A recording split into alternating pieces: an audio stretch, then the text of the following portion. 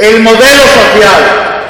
Y si no se le paran los pies, si no se le obliga a reconducir las cosas en otra dirección, harán un daño que resultará irreversible al mundo del trabajo, sí, pero al conjunto de la organización social.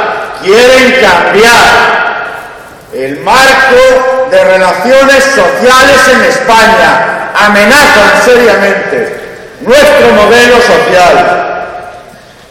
Es, por lo tanto, una reacción legítima, constitucional, democrática, apelar al uso del derecho de huelga. La manifestación, la huelga, no son algaradas, no son conflictos de orden público, que es donde quieren situarlo. No, es una reacción legítima y absolutamente imprescindible hoy de la sociedad española. El sindicalismo confederal solo es el cauce para que la sociedad se defienda. Se las prometía muy felices.